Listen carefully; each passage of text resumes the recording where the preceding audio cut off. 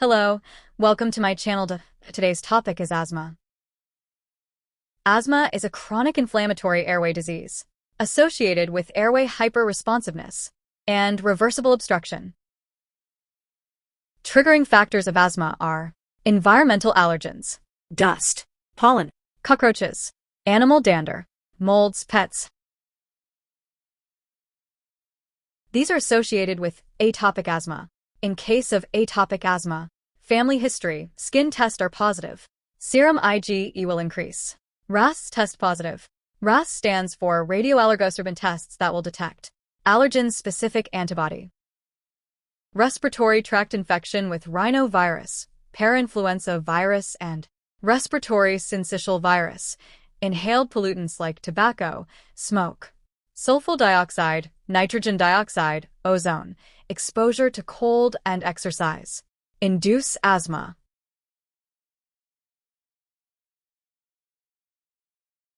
They induce non-atopic asthma in which family history, evidence of allergen sensitization, and skin test are negative. Drugs like aspirin, oral contraceptive pill, beta blocker, and prostaglandin also trigger asthma.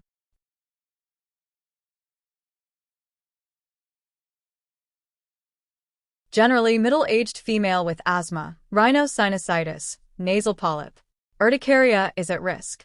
This condition is aggravated by alcohol and salicylate containing food. Fumes, epoxy, resin, plastic. Organic and chemical dusts like wood, cotton, platinum, gas like toluene induce occupational asthma.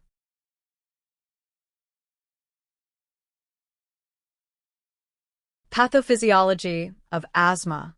On exposure to allergen, airway epithelial cell releases thymic stromal lymphopoietin which acts on dendritic cell and activates it. Thus, activated dendritic cell captures allergen and migrates to lymph node. Here it presents the allergen to CD4 positive T cell. Naive T cell converts to T helper type 2 cell that will release interleukin 4 and 5. The former will activate B cell and subsequent release of immunoglobulin E, and the later will attract eosinophil. Now, mast cell will be coated with immunoglobulin E that will act as a receptor for allergen. So, in subsequent exposure, allergen will bind with it and degranulation of mast cell occurs. Histamine, leukotriene, and cytokines are released. On the other hand, leukotriene protease will be released from eosinophil. Net effects are bronchoconstriction, increased mucus production, more inflammation. In chronic case, thickened airway, increase in smooth muscle and gland, fibrosis occur.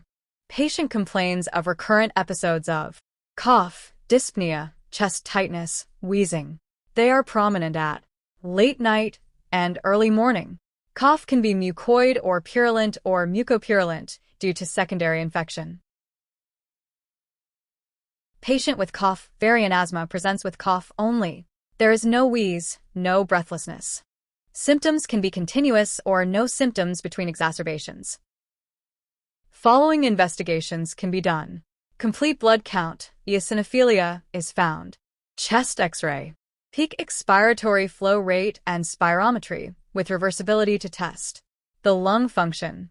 Other tests include arterial blood gas analysis, bronchoprovocation test, skin prick test, and serum immunoglobulin E.